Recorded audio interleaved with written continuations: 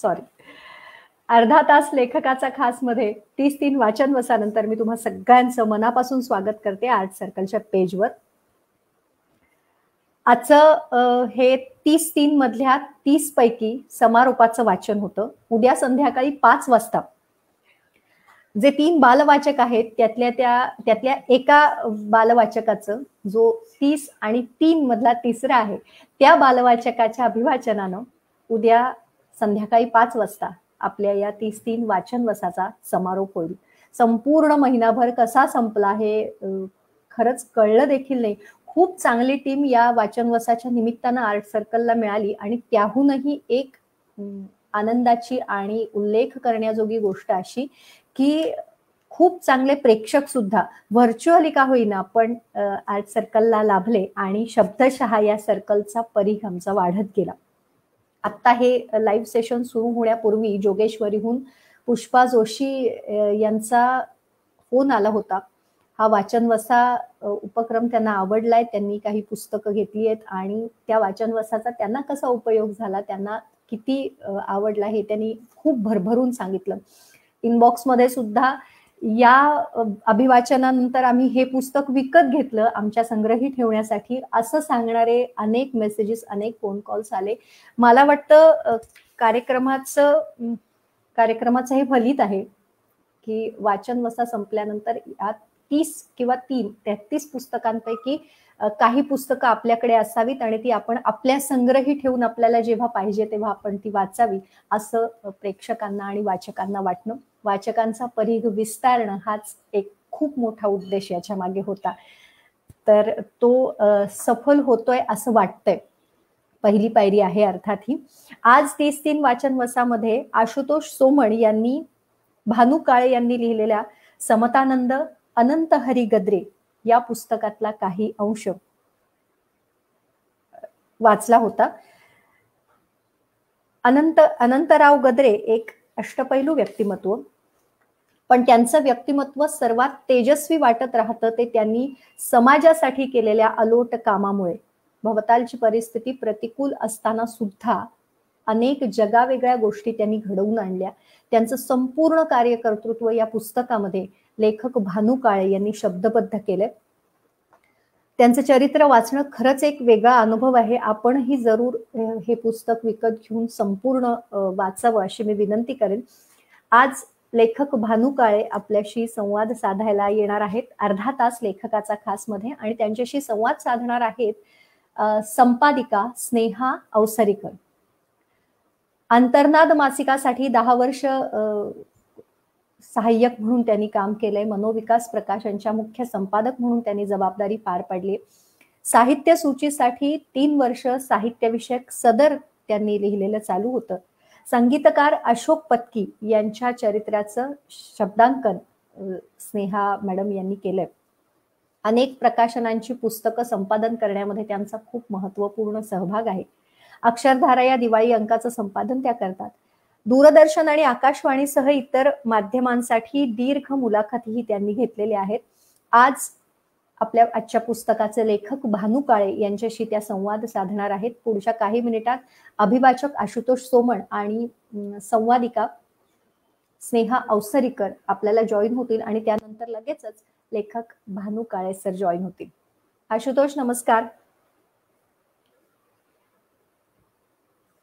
Sneha madam नमस्कार. तुमचे दोघांचेही माईक ऑफ आहेत. नमस्कार. नमस्कार. नमस्कार.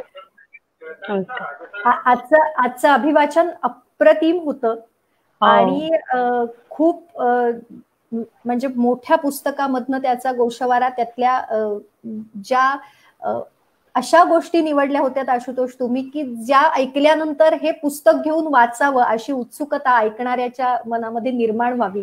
हे एडिटिंगचं काम खूप महत्वाचं, कठीण होतं आणि ते खूप छान केलं होतं तुम्ही. मस्त, अभिनंदन, खूप छान झालं. स्नेहा मॅडम, तुमचंही आर्ट सर्कलच्या आजच्या या पेजवर, म्हणजे नुसतं पेजवरच नाही, आर्ट सर्कलच्या आमच्या परिवारामध्ये सुद्धा तुमचं मी मनापासून स्वागत करते. धन्यवाद. मलाही खूप आनंद होतोय. त्या निमित्ताने या सगळ्या मोठ्या एका सर्कलमध्ये माझा समावेश होतोय. छान वाटतंय खूप. अगदीच बरं वाटतंय खूप. पुस्तकांवर प्रेम करणारी पुस्तकांवर प्रेम करणारी आपण सगळी मंडळी आहोत. तर आपण खरंय. सरही जॉईन होत आहेत आपल्याला. सर नमस्कार. नमस्कार काका. सर नमस्कार. आता दिसतोय का तुम्हाला? कारण मला तो काळोखात दिसतोय. हो हो, तुमचा चेहराही स्पष्ट दिसतोय, आवाजही खूप छान ऐकू येतोय. ठीक आहे, मग हरकत नाही. कारण मला तो इथे काळवंडलेला दिसतोय पडद्यावरती, कारण कदाचित मोबाईल मी काळवंडलेल्या जागी ठेवला असेल. पण ठीक आहे, तुम्हाला दिसतंय ना? पण तुम्ही सगळ्यांना नीट स्पष्ट दिसता आहात आणि तुमचा आवाजही खूप चांगला येतोय. किंवा कदाचित सर तुमच्या मोबाईलचा ब्राईटनेस कमी असेल, त्यामुळे तुम्हाला तो काळोखात वाटत असेल. तर तो ब्राईटनेस वाढवलात की चेहरे पण दिसतील तुम्हाला. जाऊ द्या, आता कसं वाढवायला म्हणजे मला तो पुन्हा हातात घ्यावा लागेल ना. बर ठीक आहे, काही हरकत नाहीये. आम्हाला तुम्ही छान दिसत आहात, आम्हाला तुम्ही व्यवस्थित दिसत आहात आणि तुमचा आवाजही खूप चांगला येतोय आम्हाला, त्यामुळे काही प्रश्न नाहीये. सर, आज समतानंद अनंत हरी गद्रे या तुमच्या पुस्तकातला काही अंश आशुतोष सोमण यांनी अभिवाचित केला होता, तर तेही आपल्या सोबत जोडले गेले. आणि तुमच्याशी आज संवाद साधणार आहेत नेहा अवसरीकर मॅडम. तर मी तुम्हाला दोघांनाही विनंती करते, आम्ही उत्सुक आहोत तुमच्या गप्पा ऐकायला. धन्यवाद. नमस्कार. लेखक आणि संपादक भानू काळे यांचं या रत्नागिरी आर्ट सर्कलच्या मंचावर मी अगदी मनपूर्वक स्वागत करते. दीप्ती, तुम्ही मगाशी काकांची म्हणजे भानू काळे यांची ओळख करून दिलेलीच आहे, त्यामुळे मी आता या कुठल्याही औपचारिकतेत न पडता आपण सरळ संवादाला सुरुवात करूया असं मला वाटतंय. आशुतोषनी या पुस्तकातला काही भाग वाचलाच आहे. तर काकांना मला सुरुवातीला असं विचारायचंय की समतानंद अनंत हरी गद्रे हे आपल्यासाठी काहीसं थोडं अपरिचित असं नाव आहे. व्यक्तिमत्व आपल्याला माहिती नव्हतं, त्यांचं कर्तृत्व खूप अफाट आहे आता आपण पुस्तकाचं अभिवाचन ऐकत असताना समजून घेतलं. तर काका, अशा व्यक्तिमत्वाचं चरित्र लिहिण्यासाठी नेमकी कुठून सुरुवात केली तुम्ही? या बाबतीतला पुढाकार हा गद्रे कुटुंबियांनी घेतला होता. आणि सर्वप्रथम अनंत हरी गद्रे यांच्या नातीच्या मार्फत, त्यांचं नाव जयश्री देवधर आहे, आणि त्यांचे यजमान अभय देवधर यांच्या मार्फत या सगळ्या उपक्रमाला सुरुवात झाली. रत्नागिरीला असलेले दीपक गद्रे आणि मुंबईला असलेल्या अनंत हरी गद्रे यांच्या कन्या गोखले, सिंधू मावशी म्हणतो आम्ही त्यांना, या सगळ्यांनी मिळून असं ठरवलं होतं की आपण समतानंद अनंत हरी गद्रे यांचं चरित्र लिहायचं. जयश्री देवधरांचे ते आजोबा लागतात. आता हे चरित्र मी लिहीन का अशी विचारणा करण्याकरता या चौघांनी, जयश्री आणि अभय देवधर, सिंधू मावशी गोखले आणि दीपक गद्रे, या चौघांनी माझ्याशी प्रथम संपर्क साधला. त्यांनी ज्या वेळेला संपर्क साधला त्यावेळेला माझा साहजिकच प्रश्न असा होता की समतानंदांविषयी मला असलेली माहिती ही अत्यंत तुटपुंजी आहे. माझं बरंचसं आयुष्य मुंबईला गेलं असल्या कारणानं आणि गिरगावात जाणं बऱ्याचदा असल्यामुळे तिथे समतानंद अनंत हरी गद्रे चौक आहे याची मला माहिती होती. झुणकाभाकर संमेलन हे देखील मी ऐकलं होतं, पण या व्यतिरिक्त मात्र मला त्यांच्याविषयी फारच थोडी माहिती होती. परंतु या चौघांनी असा प्रस्ताव मांडला की ते सर्वतोपरी मदत करतील, पण मी हे काम अंगावर घ्यावं. माझी पहिली प्रतिक्रिया अशी होती त्यानंतर की अनंत हरी गद्रे यांचेच एक नातू आणि जयश्री देवधर यांचे बंधू अतुल गद्रे हे स्वतः देखील या क्षेत्रामधले आहेत, तर मग या मंडळींनी स्वतः का नाही हे चरित्र लेखन पूर्ण केलं? त्यांचे जेव्हा अनंत हरी गद्रे यांची शताब्दी जेव्हा झाली, म्हणजे 20 वर्षापूर्वी, तेव्हा ते चरित्र का आलं नाही? अशा प्रकारचे प्रश्न मी साहजिकच उपस्थित केले. आणि त्यावेळेला या मंडळींनी चरित्र लेखनाचा प्रयत्न केला होता, त्यासाठी थोडीफार मेहनतही घेतली होती, परंतु का कोण जाणे ते पुढे लांबणीवर पडत गेलं आणि ते झालं नाही प्रत्यक्षात. त्यामुळे ज्या वेळेला त्यांनी गेल्या वर्षी एप्रिल महिन्यामध्ये, म्हणजे 2019 सालच्या एप्रिलमध्ये आमच्याकडे ते आले होते आणि त्यांनी याबद्दल चर्चा सगळी केली आणि मी त्यांना संमती दिली. ही संमती देण्यामागची भूमिका माझी अशी होती की समतानंद अनंत हरी गद्रे हे जरी तुलनेने अपरिचित असले तरी त्यांचं कार्य हे खरोखरच विलक्षण कौतुकास्पद आहे. त्यांनी अस्पृश्यता निवारणार्थ जे काम केलं ते अत्यंत उल्लेखनीय आहेच, पण एक पत्रकार म्हणून, लेखक म्हणून, नाटककार म्हणून, संपादक म्हणून अशा अनेक अंगांनी त्यांनी खूप मोठं काम केलं आहे, पण हे लोकांपर्यंत आलेलं नाही. माझी पहिली अडचण अर्थातच चरित्र लेखनाकरता जी साधन सामुग्री आवश्यक असते ती कशी जमा करायची ही सुरुवात होती. पण एकदा त्याच्यामध्ये पडल्यानंतर हळूहळू हळूहळू रस्ता सापडत गेला. असं म्हणतात ना की जेव्हा एखादा ट्रक डोंगर चढायला निघतो तेव्हा त्याच्या फ्लडलाईटच्या उजेडामध्ये, हेडलाईटच्या उजेडामध्ये त्याला फक्त काही पावलांचाच रस्ता दिसतो, पण पुढचा रस्ता दिसत नाही. म्हणून तो ट्रक जर जागच्या जागीच थांबला तर तो पुढे कधीच जाणार नाही.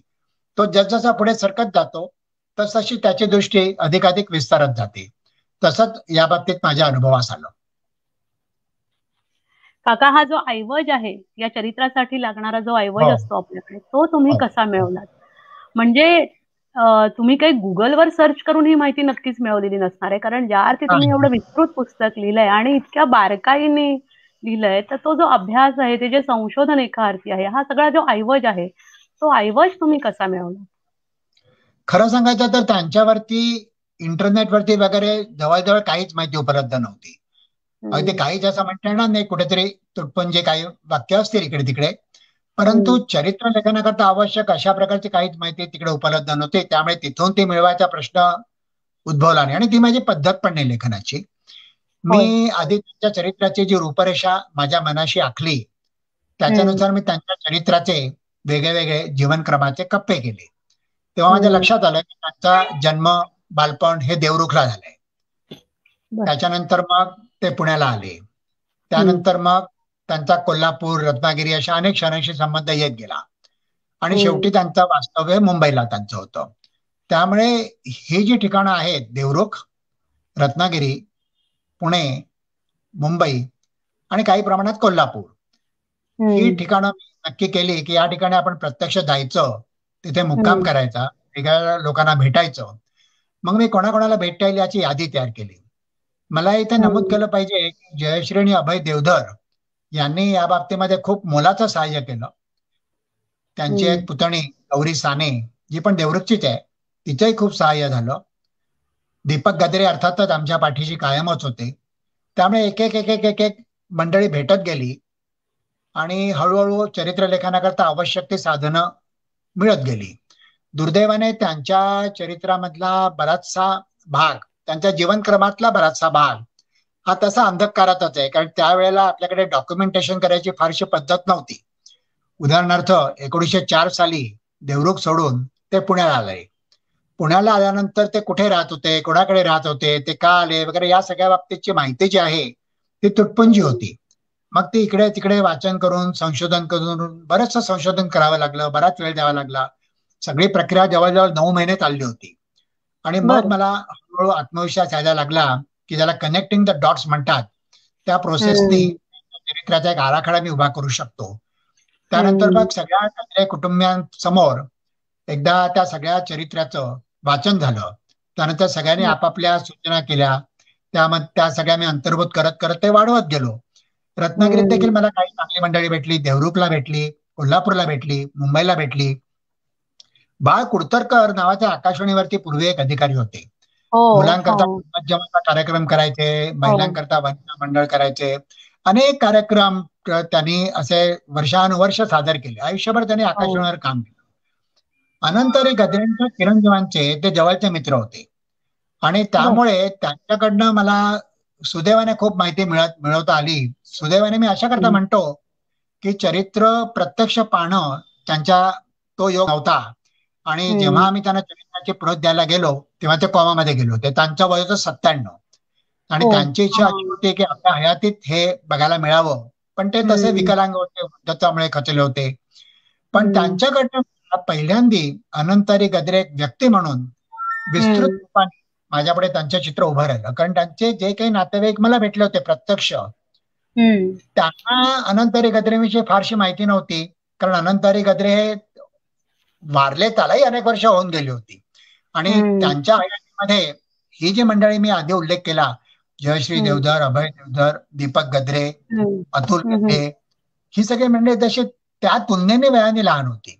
पण बाळ कुडतरकरांकडून मात्र, ज्याला फर्स्ट हँड इन्फॉर्मेशन म्हणतात, ती मला सर्वप्रथम त्यांच्याकडनं मिळाली. मग कोल्हापूरला सत्यवादिकार बाळासाहेब पाटील यांचे चिरंजीव सुरेश पाटील यांच्याकडनं मला बरीच माहिती मिळाली. कारण अनंत गद्रे कोल्हापूरला जेव्हा जायचे तेव्हा सत्यवादीकारांच्या घरात त्यांचा मुक्काम असायचा आणि त्यामुळे त्या घरच्या मंडळींना देखील गद्रेंचा बराच परिचय होता. तो मला त्यांच्याकडनं मिळाला. आणि मग देवरुखला अर्थातच त्यांचं जन्मगाव होतंच, त्यामुळे त्यांचे जे इतर नातेवाईक मंडळी सगळी होती त्यांच्याकडनं बरीच माहिती मिळाली. आणि अंतिमतः काही माझे जे लेखक होते मित्र, ज्यांचा अनंत गद्रेंशी संबंध आला होता, मधु मंगेश कर्णिकांचा आला होता, अनंत भावेंचा आला होता, आनंद अंतरकरांचा आला होता, या मंडळींकडून मी माहिती गोळा करत गेलो. आणि ती माहिती हळूहळू कनेक्ट करत करत बऱ्यापैकी त्यांचे चित्र उभं राहिलं आणि चरित्राकरता आवश्यक गोळा झाला. मग मी प्रत्यक्ष लेखनाला प्रारंभ केला. त्याचे 5-6 खरडे झाले. म्हणजे असं नाही की 1% दिलं की ते फायनल झालं, असं होत नाही कधी सहसा, म्हणजे माझ्या बाबतीत तरी होत नाही. त्यामुळे 5-6 वेळा मी ते सगळं चरित्र पुन्हा प्रत्येक वेळी पुन्हा लिहून काढलं. आणि त्यानंतर शेवटी जानेवारीमध्ये पुण्याच्या डायमंड प्रकाशनतर्फे ते प्रसिद्ध झालं. आणि मला सांगायला अतिशय आनंद होतोय, नंतर विसरेल म्हणून आत्ताच सांगतो की याचा इंग्रजी अनुवाद सुद्धा लवकरच प्रकाशित होणार आहे अमराठी वाचकांकरता. आणि दिलीप प्रभावळकर यांनी याचं वाचन केलेलं आहे आणि याचे ऑडिओ कॅसेटच्या स्वरूपात देखील हे चरित्र आता वाचकांपुढे येणार आहे. त्यामुळे वाचकांपर्यंत अनंत गद्रे यांचं कार्य पोहोचावं, हा जो चरित्र लेखनामागचा मुख्य उद्देश होता, तो बऱ्यापैकी साध्य झाला असं मी समाधानाने म्हणू शकतो. अगदी अगदी. हे खूप मोठं समाधान आहे एका लेखकासाठी की आपलं सगळं काम वाचकांपर्यंत वेगवेगळ्या माध्यमाद्वारे पोहोचणं. म्हणजे या काळामध्ये पुस्तक वाचू शकता तुम्ही, ऐकूही शकता. काका, तुम्ही हे जे आता सांगितलं तो सगळा ऐवज गोळा करण्यासाठी तुम्ही अनेक लोकांना भेटलाय, तर यामध्ये एकूण वेळ किती गेला? पुनर्लेखन करणं, लेखकाला पुन्हा पुन्हा त्या सगळ्या संदर्भातल्या व्यक्तींना भेटणं, त्याचा आराखडा तयार करणं, या सगळ्यासाठी वेळ किती लागला? एप्रिलच्या पहिल्या आठवड्यामध्ये सुरुवात झाली आणि जानेवारीच्या मध्याला प्रकाशन, म्हणजे 8 ते 9 महिने हे याच्याकरता गेले. बरोबर आहे, बरोबर आहे. एकूणच आपल्याकडे हा जो चरित्र लेखन किंवा चरित्र हा साहित्य प्रकार फार लोकप्रिय आहे.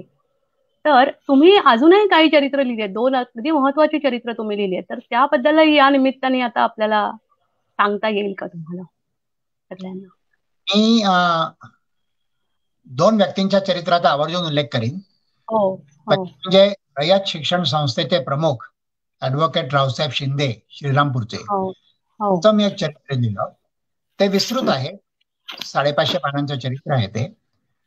ते चरित्र लिहिताना मला रयत शिक्षण संस्थेचं, कर्मवीर भाऊराव पाटलांचं खेडोपाडी पसरलेलं जे शैक्षणिक काम होतं त्याचा परिचय झाला. किंबहुना त्याचा परिचय मला होईल, तो अभ्यास माझ्या हातून होईल, ही चरित्र लेखनामागची मुख्य प्रेरणा होती. मी जेव्हा एखाद्याचं चरित्र लिहायचं ठरवतो तेव्हा त्यामागे माझा हाही एक अंतस्थ उद्देश असतो की त्यामुळे त्या व्यक्तीच्या जीवन क्षेत्राचं, कार्यक्षेत्राचं आपल्याला अधिकाधिक ज्ञान मिळू शकतं. नाहीतर मला शैक्षणिक ज्ञान, रयत शिक्षण संस्थेचं कार्य याविषयी माहिती होती, तुटपुंजी होती. पण रावसाहेब शिंदेचे चरित्र लिहिण्याच्या निमित्ताने मी जो खेडोपाडी प्रवास केला, बारीक बारीक छोट्या छोट्या शाळांमधून गेलो, त्याचा मला खूप उपयोग झाला. दुसरं असं ते चरित्र जे मी लिहिलं ते शेतकरी संघटनेचे नेते शरद जोशी यांचं, अंगारवाटा शरद जोशींचा, हे देखील त्यांचं ऑफिशियल म्हणता येईल असं चरित्र होतं. त्यांच्या संमतीने, सहकार्याने ते साकार झालं. ती प्रक्रिया अर्थात खूपच लांबली, जवळजवळ 5 वर्ष ते काम चाललं होतं. आणि अगदी जिथे जिथे शरद जोशी गेले, पंजाब असो, निपाणी असो, महाराष्ट्रातली छोटी छोटी गावं असो, मध्य प्रदेश असो, अगदी फार स्वित्झर्लंडला जिथे ते 10 वर्ष नोकरीला होते, 8 वर्ष, तिथे देखील मी गेलो. आणि त्यांचं स्वित्झर्लंड मधलं घर, त्यांचं ऑफिस, हे सगळं बघून त्याचा अभ्यास करून मी ते चरित्र सिद्ध केलं. तसंच मी कोल्हापूरचे घाटगे पाटील कंपनीचे वसंतराव घाटगे त्यांचंही चरित्र लिहिलं. किंवा दीपक गद्रेंचा आणि माझा संबंध त्याच्यामुळे आला, कारण वसंतराव घाटगे पाटील कंपनीचे संस्थापक आणि पार्टनर. त्यांचे दीपक गद्रे हे जावई, त्यांच्या कन्या मीनाताई म्हणजे दीपक गद्रेंच्या पत्नी. आणि त्यामुळे साहजिकच दीपक गद्रेंशी देखील माझा वसंतराव घाटगे चरित्र लेखनाच्या निमित्ताने संबंध आला. यांचं जे मी चरित्र अनंत हरी गद्रेंचं लिहिलं त्यामुळे माझा अर्थातच वेगळ्या वेगळ्या जीवन क्षेत्रामध्ये त्यांचा वावर असल्यामुळे म्हणजे आपण कल्पनाच करू शकत नाही की या माणसाचे जीवन किती वैविध्यपूर्ण आहे. ते जेव्हा पुण्याला आले तेव्हा ते इथे शिक्षणाकरता म्हणून आले, पण शिक्षणात काही त्यांचा जीव एवढा रमत नव्हता. मग त्यांनी अध्यात्माचा शोध घ्यायचा प्रयत्न केला. ते विवेकानंदांच्या बरोबर त्यांचा अभ्यास केला. ते हिमालयामध्ये त्यांनी भटकंती केली आणि अंतिमतः लोकमान्य टिळक जेव्हा मंडालेच्या तुरुंगातून ब्रह्मदेशावरून सुटून पुण्याला आले आणि त्यांनी स्वराज्य संघाचं काम सुरू केलं. स्वराज्य संघ म्हणजे त्याला इंग्लिशमध्ये होम रूल लीग म्हणतात. ही पूर्ण स्वराज्याच्या आधीची पायरी. त्यानिमित्त त्यांनी जे दौरे काढले त्या दौऱ्यामध्ये लोकमान्य टिळकांबरोबर अनंत हरी गद्रे स्वतः फिरले. कारण संदेश या वृत्तपत्राने त्यांची टिळकांचे खास वार्ताहर म्हणून नेमणूक केली होती. हे महत्वाचं आहे. याचं कारण त्यावेळेला केसरी हे साप्ताहिक होतं आणि संदेश हे दैनिक होतं. केसरीची भाषा तशी क्लिष्ट होती, परंतु संदेशची भाषा अच्युत बळवंत कोलटकर यांनी ते सुरू केलं. त्यांच्या आग्रहामुळे सर्वसामान्यांची भाषा होती. त्यामुळे टिळकांचे विचार लोकांपर्यंत, सर्वसामान्य लोकांपर्यंत पोहोचवण्यामध्ये अनंत हरी गद्रे यांचा सिंहाचा वाटा आहे. हे त्यांचं योगदान अलक्षित राहिलेलं आहे, कुठे नोंदलं गेलेलं नाहीये. मला ते फार महत्वाचं वाटलं, कारण नाहीतर टिळकांचे विचार गावोगावी वाचकांपर्यंत पोहोचले नसते. आणि हे वृत्तांत कसे लिहायचे बघा, वृत्तपत्राचं जवळजवळ सगळं पहिलं पान त्या भाषणाचा वृत्तांत असायचा. 7-7, 8-8 रकाने भरून ते भाषण म्हणजे वृत्तपत्र संदेश म्हणजे टिळकांच्या भाषणानेच भरलेलं असायचं. आणि ते जसं टिळक बोलत त्यावेळेला त्यांच्या चेहऱ्यावरती हावभाव काय होते, आविर्भाव काय होता, लोकांची प्रतिक्रिया कशी होती, हे सगळं ते लिहायचे. मग कंसामध्ये हशा, टाळ्यांचा कडकडाट, लोक आनंदाने बेहोश आले, लोक उत्साही झाले, हे सगळं अशा प्रकारची रिपोर्टाची शैली ही अनंत हरी गद्रेंनी रूढ केली. त्याच्यापूर्वी भाषणांचा वृत्तांत अशा प्रकारे खेळीमेळीच्या भाषेत, सामान्य वाचकाला रुचतील अशा भाषेत, रोचक प्रकारे हे लिहिले जात नव्हते. वृत्तपत्रकारिता अनंत हरी गद्रे यांनी दिलेलं हे एक फार मोठं योगदान आहे.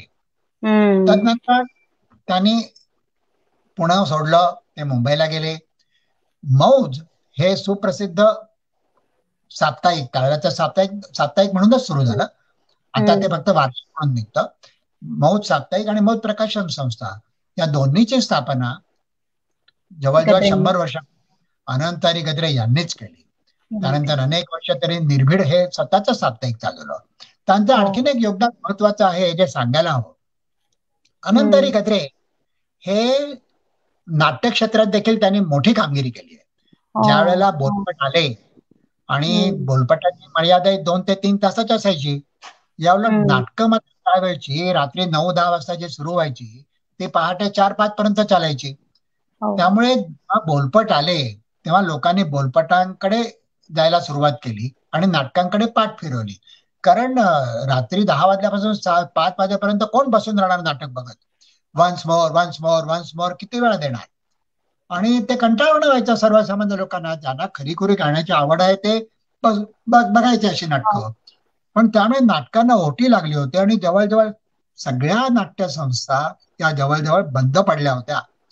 त्यावेळेला 2.5 तासात संपेल अशा प्रकारची नाटकं लिहायला अनंत हरी गद्रेंनी सुरुवात केली. एका पाठोपाठ एक तरी 9 नाटकं लिहिली. एवढंच नव्हे तर ती नाटकं स्वतःची नाटक कंपनी काढून त्यांनी रंगमंचावर सादर केली. त्याचे महाराष्ट्रभर दौरे केले आणि मराठी नाट्यसृष्टीला संजीवनी देण्याचं काम हे अनंत हरी गद्रेंनी केलेलं आहे. हे पण त्याचं महत्वाचं योगदान आहे अतिशय. आणखी एक गोष्ट लक्षात ठेवा, 1930 साली रौप्य महोत्सवी मराठी नाट्य संमेलन भरलं होतं. त्याचे अध्यक्ष म्हणून अनंत हरी गद्रेंची एकमताने निवड केली गेली आणि त्या अध्यक्षपदाची सूत्र त्यांनी घेतली बाल गंधर्व यांच्या हस्ते. म्हणजे त्या पदाचं फीचर काय असेल याची आपण कल्पना करा. तर त्यानंतर त्या जाहिरात क्षेत्रात काम केलं. आज आपण हाऊसफुल हा शब्द नाटक सिनेमाच्या संदर्भात वापरतो. हाऊसफुल शब्दाचे जनक ते आहेत. मुंबईला गिरगावात ऑपेरा हाऊस नावाचं थिएटर होतं. त्यावेळेला तिकडे नाटकं व्हायची, सिनेमे नव्हते तेव्हा त्या लागत, तिकडे थिएटर होतं. आणि आचार्य अत्रे यांचं घराबाहेर हे नाटक ऑपेरा हाऊसला लागलं. त्या नाटकाचं जाहिरात करायचं काम अनंत गजरेंनी केलं. सगळी मुंबई घराबाहेर पडली का? आचार्य अत्रेंच्या घराबाहेर नाटक बघायला.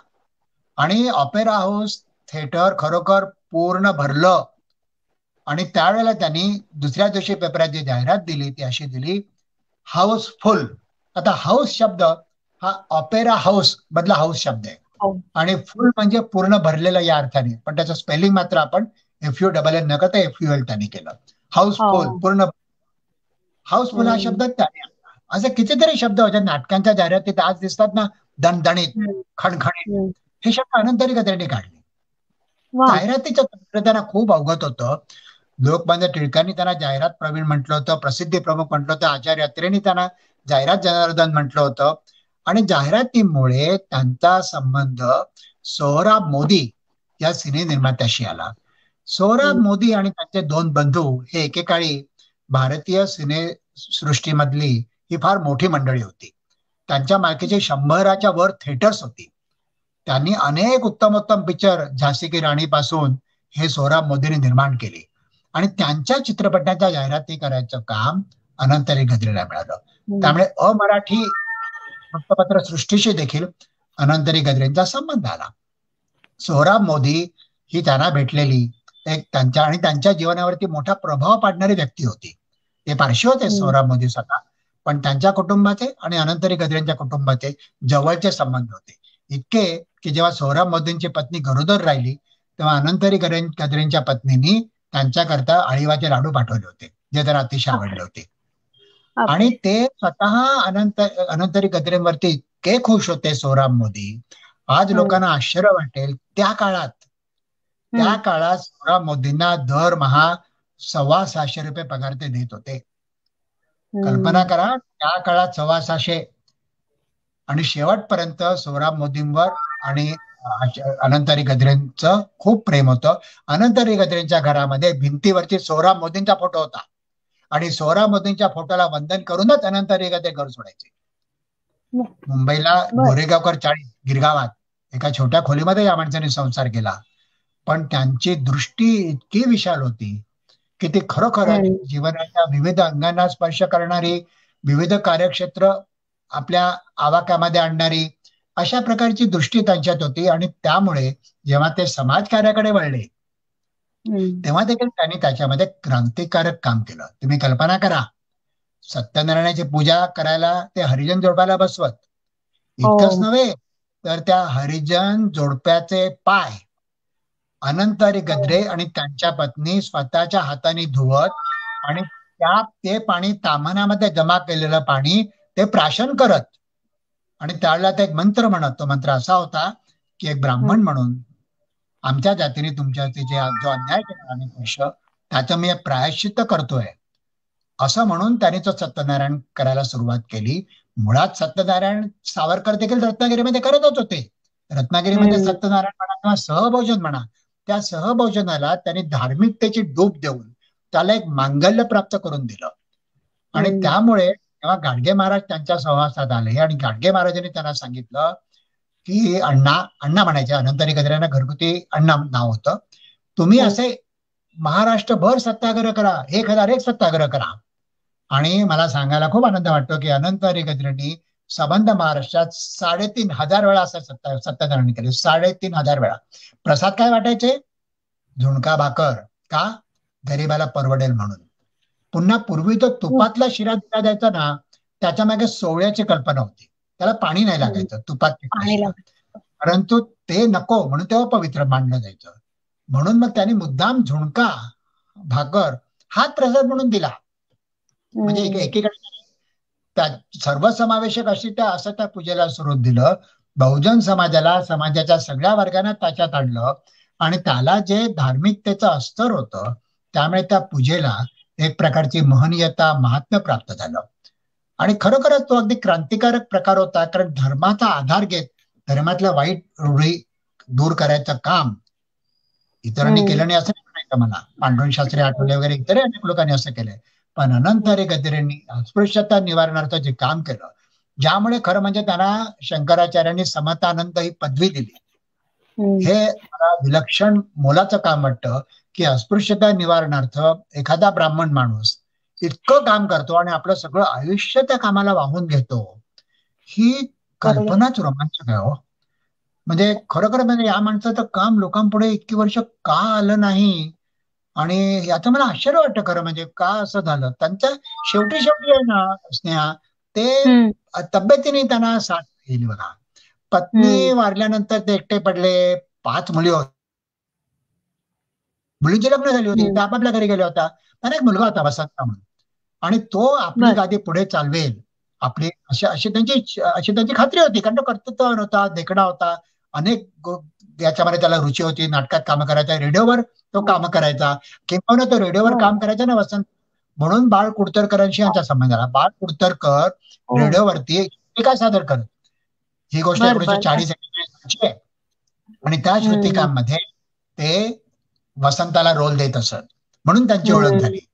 दुर्दैवाने अगदी तरुण वयात वसंता कालवशाला, निमित्त क्षयरोगाचं झालं, टायफॉइड झाला, आणि बघता डोळ्यासमोर 15-20 दिवसाच्या अवधीमध्ये बघता पक्षी उडून गेला. त्याचं अतिशय दुःख दाम्पत्याला झालं. बऱ्यापैकी ते खचले. त्यानंतर अनेक व्याधी त्यानंतर त्यांना जडत गेला. तो पण एक जरा थोडासा दुर्दैवी भाग आहे. पण जेव्हा त्यांची उमेदीची वर्ष होती त्या काळामध्ये त्यांनी जे योगदान दिले, पत्रकारितेला त्यांनी नाट्यसृष्टीला योगदान दिले, जाहिरात क्षेत्राला योगदान दिले, लेखक म्हणून तर त्यांनी काम केलंच आहे. त्यांचं आणखीन एक फार मोठं काम आहे जे मला सांगायलाच पाहिजे इथे. अच्युत बळवंत कोल्हटकर म्हणजे संदेशकार कोल्हटकर म्हणून ज्यांची ख्याती आहे, त्यांचं एकही पुस्तक मराठीमध्ये प्रकाशित झालेलं नव्हतं. माझ्या माहितीप्रमाणे आज देखील झालेलं नाहीये.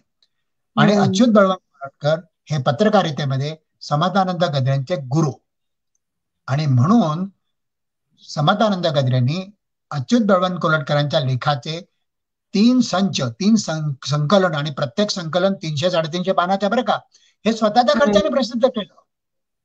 आणि ते 3 खंड त्यांनी प्रकाशित केले, सगळ्या त्याच्या प्रती त्यांनी विकून दाखवल्या.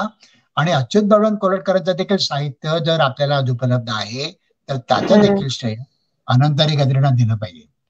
आचार्य अत्रेंशी पण चांगली मैत्री होत्या, त्याचा उल्लेख केला पाहिजे. आचार्य अत्रेंबरोबर त्यांनी काम केलं. रत्नागिरीला जेव्हा सावरकर बंदिवासात होते, स्थानबद्धतेत होते, त्यानंतर तिथून त्यांनी सुटावं म्हणून अनंतहरी गद्रेंनी भरपूर प्रयत्न केले. आणि जेव्हा त्यांची सुटका झाली तेव्हा त्यांचा पहिला दौरा, स्वातंत्र्यवीर सावरकरांचा पहिला दौरा, तेव्हा त्यांना स्वातंत्र्यवीर म्हणत नव्हतं कोणी, हा अनंतहरी गद्रे आणि आचार्य अत्रे यांनी आयोजित केला.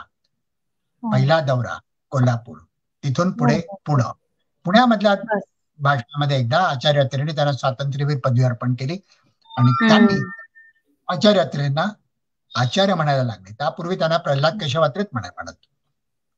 म्हणजे प्रल्हाद केशव अत्रेंचे आचार्य अनंतहरी गद्रेंमुळे झाले, आणि विदा सावरकरांचे स्वातंत्र्यवीर हे देखील त्याच दौऱ्यामध्ये झाले. हे देखील त्यांचं योगदान बरं का.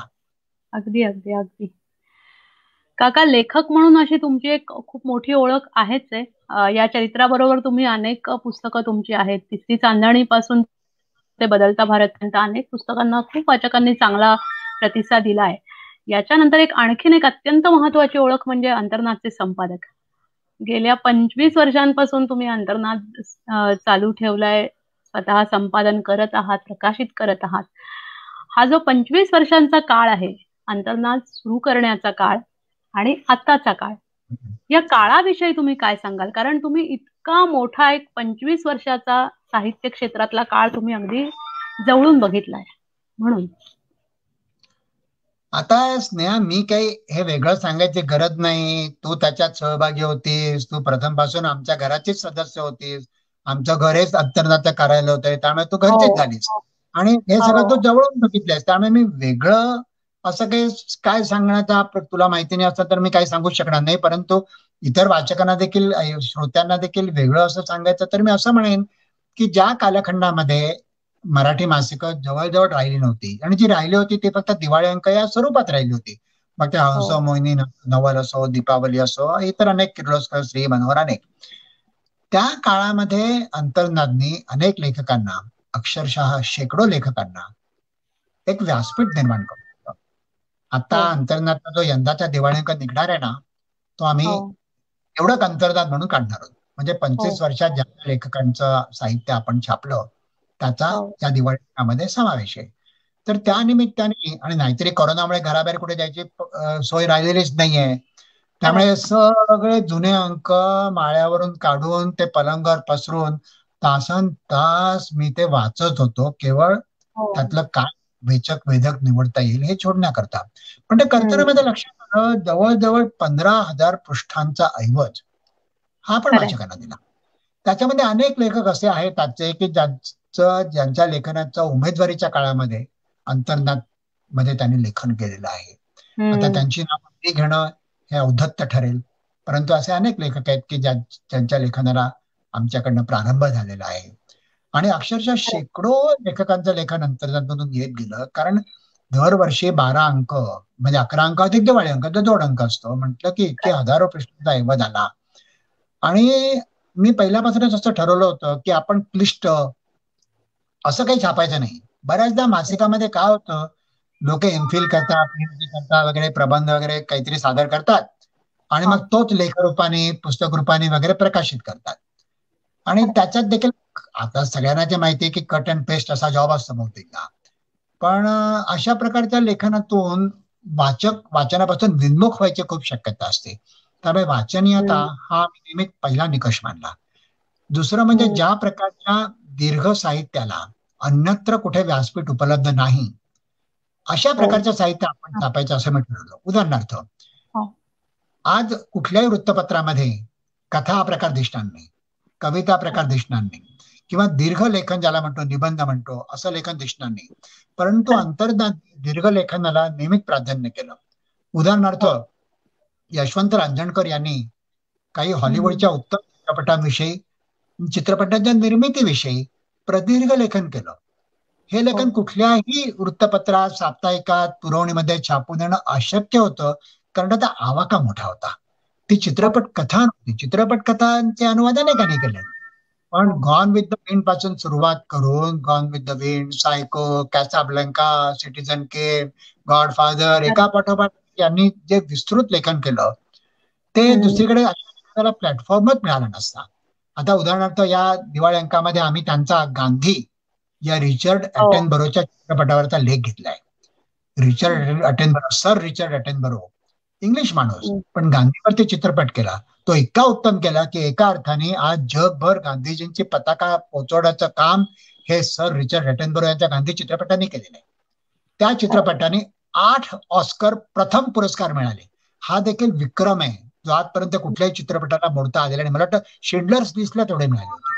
पण उत्कृष्ट चित्रपट, उत्कृष्ट अभिनेता, 8 चित्रपट. आता त्यांचं निधन झालं ना, भानू अथय्या, त्यांना वेशभूषा करता, कपडेपटा करता ऑस्कर मिळालं होतं आणि त्यांनी या चित्रपटाकरता कपडेपट केला होता. त्यांचं निधन झालं, पेपरात ही बातमी आली होती त्यावेळेला अलीकडे. अशा प्रकारचं आता लेखन, आता गांधी चित्रपटावर त्यांचा लेख जो आम्ही या दिवाळी अंकात घेतलाय, जो पूर्वी आला होता, 17 पानं लेख येतो. मासिकाची 17 पानं म्हणजे पुस्तकाची 40 पानं होती. आता असं प्रदीर्घ लेखन छापत नाही. दुसरं मी एक उदाहरण देईन, परशुराम देशपांडे, ज्यांनी शेक्सपियरच्या वेगळ्या वेगळ्या नाटकांविषयी मराठीमध्ये लेख लिहिले. सगळे Hamlet, Romeo and Juliet, merchant and Nevis, merchant of Venice, Tempest, as you like it, आणि हे लेख देखील प्रदीर्घ होते बरं का. हे सगळे लेख आम्ही छापत आलो, सगळे लेख आम्ही छापले. अशा प्रकारचं प्रदीर्घ लेखन छापणं हे अंतर्नादाने आपलं वैशिष्ट्य ठरवलं. पुन्हा आम्ही आमची भूमिका, वैचारिक भूमिका सरळ ठेवली, ना डावं ना उजवं, सरळ. त्यामुळे आपण कधीच अशा डाव्या गटातही जायचं नाही, उजव्या गटातही जायचं नाही.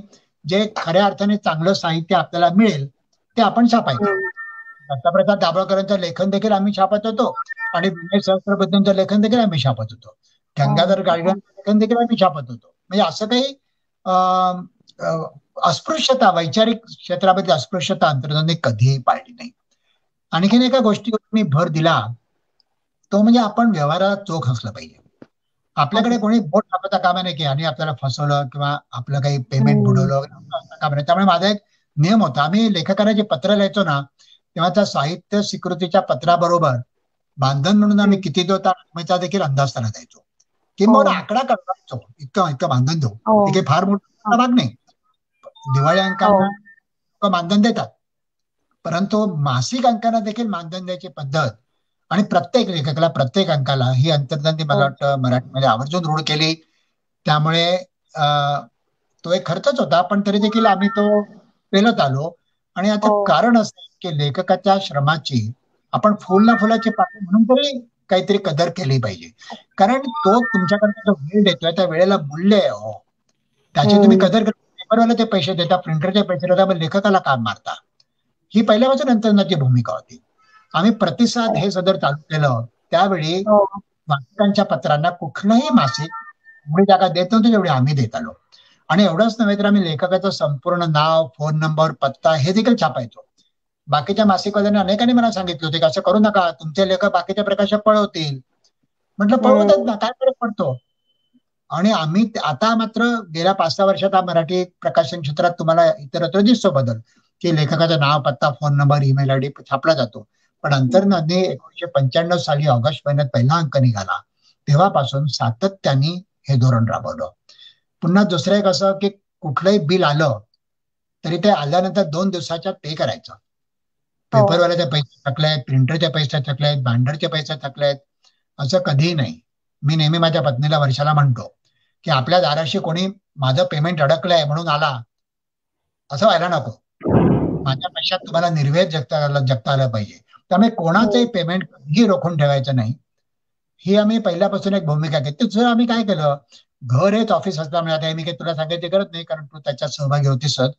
आमचा आस्थापना खर्च ज्याला म्हणतात ना, तो खूप कमी होता. आणि तो जर खर्च करायचा म्हटला असताना तर त्या मराठी मासिकाला परवडणं शक्य नव्हतं. इतके वर्ष आम्ही दोघांनी पूर्ण वेळ देऊन सुद्धा अंतर्धान मासिकाच्या वर्गणीदारांची संख्या ही 3000च्या पुढे कधीच नाही गेलेली. त्यामुळे एक त्याला प्रोफेशनल सेटअप म्हणतात, बिझनेस सेटअप म्हणतात, तसा उभा करणं म्हणजे प्रॉपर तुम्ही ऑफिस घेतलंय, ऑफिसमध्ये स्टाफ आहे, कोणीतरी प्यून आहे, कोणीतरी क्लार्क आहे, कोणीतरी अकाउंटंट आहे, कोणीतरी डीटीपी ऑपरेटर आहे, अशा प्रकारचा सेटअप तयार करणं ज्याची खरं म्हणजे गरज आहे. बरं का, मला स्वतःला असं वाटतं की चांगल्या मासिकाला या सगळ्याची गरज आहे, पण आर्थिक दृष्ट्या अशक्य होतं. कारण आता औंधमध्ये जिथे पुण्यात मी राहतो तिथे अगदी छोटीशी जागा जरी भाड्याने घ्यायची म्हणजे तरी 10-15 हजार रुपये भाडं द्यावं लागतं. हे सगळं जमणारं नव्हतं तशा दृष्टीने. पण तरी सुद्धा आम्ही त्यातल्या त्यात खर्च कमी करून हे 25 वर्ष रेटलं. पण एक मी सांगेन स्नेहा की कसदार लेखनाच्या लेखन हाती येणं हे फार अवघड झालंय, फार अवघड झालंय. चांगलं कसदार लेखन, कितीतरी मला अशी माणसं भेटतात ज्यांना लेखक व्हायची इच्छा आहे पण त्यांना 4 मराठी वाक्य सुघड अशी लिहिता येत नाहीत. बरोबर आहे.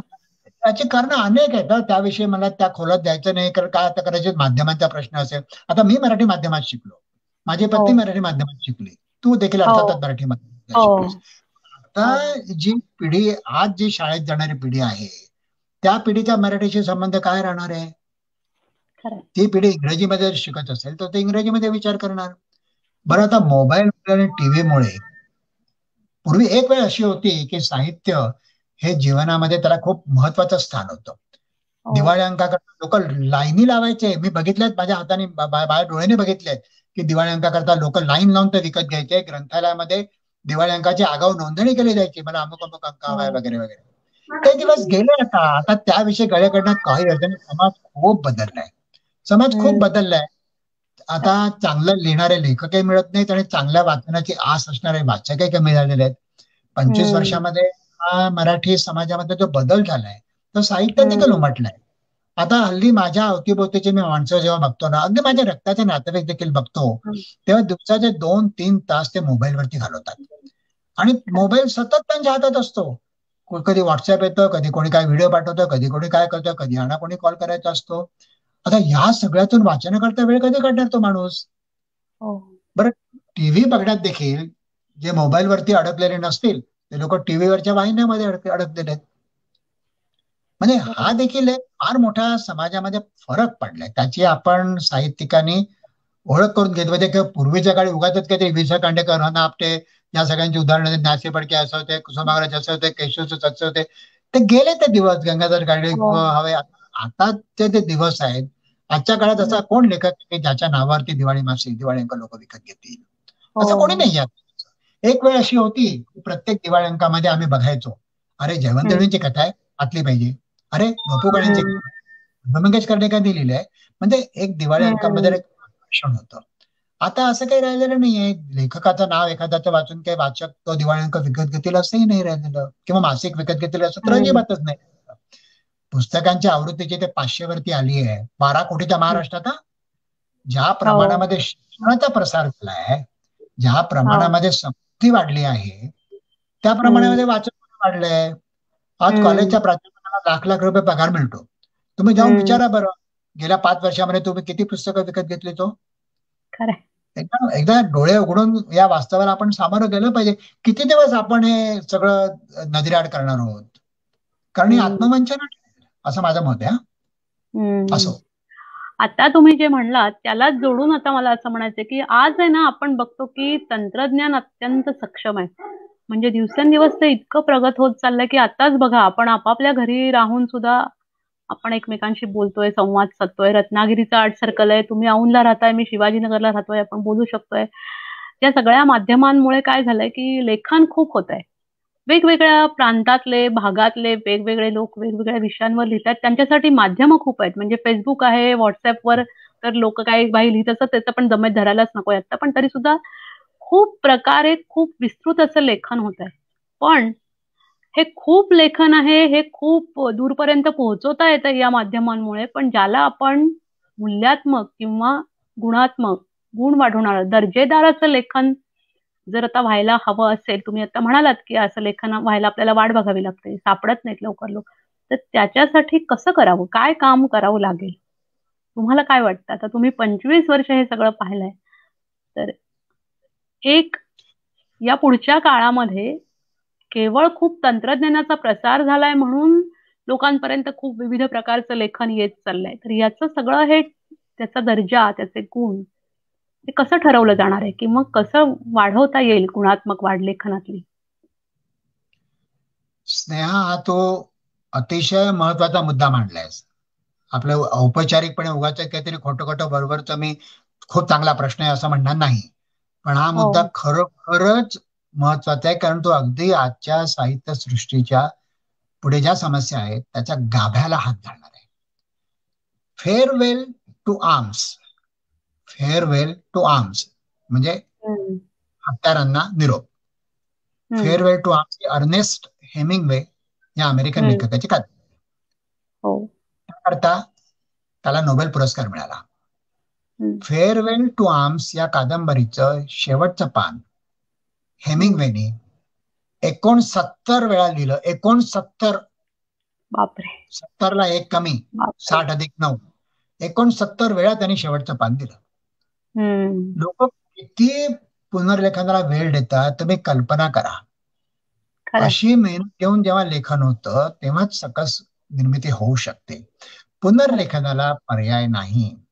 एखादा कोणीतरी ज्ञानेश्वर, कोणीतरी तुकाराम, एखादा कोणीतरी असेल की ज्याला काहीतरी आकाशवाणी व्हावी त्याचा साक्षात्कार होतो आणि त्याच्या तोंडून प्रतिभेचे सगळे दाणे बाहेर पडतात. त्याची दुवेद वाक्य असं होऊ शकेल एखाद्या बाबतीत. सामान्यतः असं होत नाही. लेखनाकरता वेळ द्यावा लागतो, चिंतन करावं लागतं, भरपूर विचार करावा लागतो, प्रवास करावा लागतो. तो विषय तुमच्या मनामध्ये भिजत राहायला पाहिजे, तुमच्या मनामध्ये रुजला पाहिजे. जेव्हा तो तुमच्या जीवनाशी, तुमच्या विचारधारांशी, भावभावनांशी एकजीव होईल तेव्हा खऱ्या अर्थाने त्याची अभिव्यक्ती होते. आपल्याकडे दुर्दैवाने 1% लेखनाला खोटं महत्व दिलं गेलंय. खरं म्हणजे ते खोटं आहे महत्व, त्याचं नाही आहे. प्रत्यक्षात लेखक भरपूर मेहनत घेतात, पण असं म्हणायचं एक फॅशन आहे, 1% लेखन आहे, तात्काळ त्याला स्फुरलं म्हणून त्यांनी लिहिलंय. अशा प्रकारच्या लेखन साहित्याचा दर्जा उंचावत नाही. अशा प्रकारच्या लेखनाचं एकूण प्रमाण हे अत्यंत कमी असतं. जाणीवपूर्वक पद्धतशीरपणे मान ठोकून केलेल्या लेखनातूनच सकस साहित्य निर्माण होऊ शकेल याविषयी माझ्या मनामध्ये तिळ मात्र शंका नाहीये. म्हणजे 1% सुद्धा माझ्या मनात शंका नाही याविषयी. दुर्दैवाने आज पुनर्लेखन करायला कोणी तयार नसतं. आमच्याकडे येणाऱ्या साहित्यापैकी आम्ही फक्त 25% साहित्य स्वीकारू शकत होतो. 75% हो. परत पाठवू शकतो. आता ज्यांचं साहित्य तुम्ही स्वीकारता त्यांच्याबद्दल प्रश्न नाही, पण ज्यांचं साहित्य तुम्ही नाकारता ते तुमच्यावरती रुसणारच. ते मग तुमच्याविषयी काय काय काय काय म्हणतील, हा माणूस खूप शिष्ट आहे, स्वतःला काय मोठा समजतो, कोण लागून गेलाय मोठा, अमुक तमुक काय काय काय काय, अशा वदंतमा हे या सगळ्या गोष्टी पसरत जातात. कारण लेखकाची वृत्ती अशी असते की त्याचा साहित्याचा अस्वीकार हा लेखकाला त्याचा स्वतःचा अस्वीकार वाटतो. खरं. आपल्या साहित्याचा अस्वीकार हा लेखकाला स्वतःचा अस्वीकार वाटतो. त्यामुळे मग तो नाराज होतो. दुर्दैवाने असं असू नये, कारण आम्ही त्या लेखकाशी नेहमीच चर्चा करायचो, भेटायचो. अजूनही हे सगळं आम्ही दिवसाचे 4 तास साहित्य वाचनाला द्यायचो. आता हा इतका देखील सहसा कोणी देणार नाही, पण मी असं ठरवलं होतं की आपण दुसरा कुठला बिझनेस करायचा नाही. अंतर्नाद हा आपला साईड बिझनेस नको. आपण हे एकच काम करूया. मी काय कुठे नोकरी केली नाही, मी काय कुठे दुसरा बिझनेस केला नाही. मी म्हटलं हे ठीक आहे, आपण अंतर्नाद एकच काम करूया. मग त्याच्यामुळे मला दिवसाचे 4 तास आलेलं साहित्य वाचायला देता आला. तशा प्रकारचा वेळ देणं, त्याबद्दल लेखकाशी बोलणं, संवाद साधणं, हे यातून चांगली साहित्य निर्मिती काही प्रमाणात होऊ शकेल. याच्यातून ती होईलच असं नाही. आता ज्या तंत्रज्ञानाचा तो उल्लेख केलास मगाशी सुरुवातीला त्या मुद्द्याच्या, त्याला माझा विरोध नाहीये. आणि तू जे म्हणाले 100% मला मान्य आहे. आज मी इथे पुण्यात आहे, तू शिवाजीनगरला आहेस, हे रत्नागिरीचा कुठला तरी गट आहे, हे सगळं तंत्रज्ञानामुळे झालं हे मी मान्य करतो, त्याला माझा विरोध अजिबात नाही. पण तंत्रज्ञानातून साहित्याचं मार्केटिंग होऊ शकेल, साहित्य अनेकांपर्यंत पोहोचू शकेल, परंतु त्याच्यातून साहित्यामध्ये कसदारपणा कसा येईल? उलट आज कसं झालं, एखादा लेखक कथा लिहितो काय काहीतरी लिहितो, आता ईमेल मध्ये त्याला 50 ठिकाणी पाठवणं सोपं झालंय. त्यामुळे तो काय करतो, त्याची फाईल तयार करतो आणि तो 50 ठिकाणी पाठवून देतो. बघू खडा टाकून बघायचा, लागला तर लागला. त्यामुळे पूर्वी जसं एखाद्या हस्तलिखित असायचं ना, ते तुम्ही संपादकाकडे दिलं की तुमची त्यावर वैचारिक चर्चा व्हायची, देवाणघेवाण व्हायची, गाठ भेट व्हायची. ईमेलमुळे त्याची गरजच राहिलेली. बरं, अभिव्यक्त होणं, स्वतःच्या विचारांचं प्रकटीकरण करणं हे अति सुलभ झाल्यामुळे प्रत्येकालाच वाटतं मी लेखक आहे, प्रत्येकालाच वाटतं तू काय मोठा ग्रेट आहेस, तुला काय एवढं, तुला कशाला एवढा मान द्यायचा, मी पण लेखक, मी पण लिहू शकतो, अशी एक वृत्ती रुजली. दुसरं असं झालं की आज प्राध्यापकांचे, सरकारी नोकऱ्यांचे, अनेकांचे, म्हणजे मी काही कोणाच्या विरुद्ध असं बोलत नाहीये, पण पैशाची किंमत कमी झाली म्हणा किंवा पगाराचा मान वाढलाय म्हणा, पण एखादं पुस्तक छापायला समजा 30-40 हजार रुपये खर्च येणार असेल, तर असे असंख्य लोक आहेत की जे आपल्या हौसे खातर 30-40 हजार रुपये खर्च करून आपलं पुस्तक छापून घेतील. असे असंख्य लोक आहेत. आणि असे पैसे घेऊन लेखकाने सगळा खर्च करायचा आणि ते पुस्तक छापायचं, हे करायला अनेक प्रकाशक तयारही होतात. आता मी सगळ्या प्रकाशकांना दोष देणार नाही, काही प्रकाशक आपलं सत्व जपून आहे ज्याची मला जाणीव आहे, पण त्याचबरोबर अनेक प्रकाशक काय विचार करतात, बरं हे प्रत्येक वेळेला पैशाची देवाणघेवाण होते असं नाही. कधी कधी वेगळ्या स्वरूपाची देवाणघेवाण होते. मग ठीक आहे बाबा, माझे पुस्तक त्या अभ्यासक्रमात लाव, मग त्याच्यात जातील 1000 प्रती, अशा प्रकारची देवाणघेवाण होते. शेवटी म्हणजे त्याच्यामध्ये बिझनेस ज्याला म्हणतो ना, तो एकदा बिझनेसची वृत्ती साहित्य क्षेत्रात आली ना की साहित्य क्षेत्रामध्ये कमर्शियलायझेशन येतं. त्याचं जे पावित्र्य आहे, त्याच्यामध्ये जे मांगल्य आहे, त्याच्यामध्ये जी प्रतिभेची आराधना आहे, जी शारदेची उपासना आहे, त्या सगळ्या गोष्टी मग दुय्यम ठरतात. तो किती देतोस बोल, याच्यावरती ते प्रकाशन अवलंबून राहतं मग. आणि मग तशीच त्याची स्तुती करू शकता. मग काय होतं, जी पुस्तकं तुम्ही खर्च करून छापून घेतली आहेत, तुमच्याकडे त्याच्या 200-500 पडल्या आहेत, मग काय करायचं, त्या प्रतीचं द्या पाठवून लायब्ररीकडे, आणि मग त्याच्यावर तुम्ही किती डिस्काउंट देऊ शकता, फुकटही देऊ शकता, कारण नाहीतरी तुम्ही हौसेने खर्च केलाय ना, तुम्हाला काही त्याच्यात ते डिस्काउंट तुम्ही देऊ शकता. मग दुर्दैवाने ग्रंथालय जे डिस्काउंट किती देतात याच्यावरती त्यांची खरेदी असते, ती ग्रंथालय मग अशी पुस्तकं खरेदी करतात. ही अशी 10 पुस्तकं जर एखाद्या ग्रंथालयाच्या सदस्याकडे गेली होळीनी, की जी दुय्यम तिय्यम दर्जाची आहेत, ज्याच्यावरती कुठलेही संपादकीय संस्कार झालेले नाहीत, ज्याच्यामध्ये अनंत चुका आहेत, अशी पुस्तकं जर त्याच्या हातात गेली तर तो वाचन निर्मुख होणार. तो काय म्हणणार, अरे मराठीमध्ये इतकी भिकार पुस्तक असतात, कशाला वाचायचं, कशाला वेळ जाळायचा, नाहीतरी पुस्तक वाचण्यामध्ये दिवसाचे 8-10 तास त्याच्याकरता तुम्हाला द्यावे लागतात. तो म्हणतो माझ्याकडे कुठे एवढा वेळ आहे, मी कशाला देऊया फालतू पुस्तकांना इतका वेळ. पण त्यामुळे संस्कार न करता पुस्तक छापणं हे देखील प्रकाशकाने याचा विचार करायला हवा. मला या बाबतीत आमच्या व्याकरण सल्लागार, खरं म्हणजे अंतर्नाद हे पण एक वेगळेपण आहे. आम्ही व्याकरण सल्लागार यास्मिन शेख यांची मदत घेतली. त्याने अतिशय निष्ठेने आमचं काम केलं. त्यांचे यजमान आयसीयू मध्ये ऍडमिट असताना सुद्धा, आयसीयू मध्ये बसून त्यांनी अंतर्नादची प्रूफ तपासून दिली. आज त्यांचं वय 95 आहे. आज सुद्धा त्यांना कधी तुम्ही फोन करा, व्याकरण विषय कुठलाही प्रश्न विचारा, त्याचा विस्तृत खुलासा करतील. आणि नुसता खुलासा करणार नाही तर माहिती नसेल त्यांना तर शोधून काढून तुमची गरज भागवतील.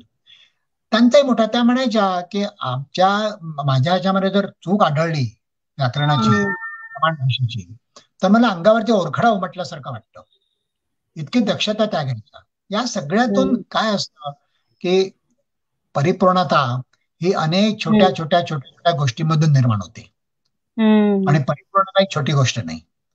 अनेक छोटे इनपुट द्यावे लागतात. साहित्य निर्मिती करता देखील ते द्यावे लागतील आपल्याला. तेव्हा आता मला असं वाटतं की मी म्हणतो नाही 400 दिवाळी निघाले तरी चालेल, 50च निघू द्या, पण ते उत्तम निघू द्या. तुम्ही नाही 10 पुस्तकं लिहिली तरी चालेल, तुम्ही 2च लिहा, पण उत्तम लिहा. असं थोडंच आहे की मी 20 दिवाळी कथा लिहिली पाहिजे. नाही, मी 2च दिवाळी लिहीन, पण चांगली लिहीन.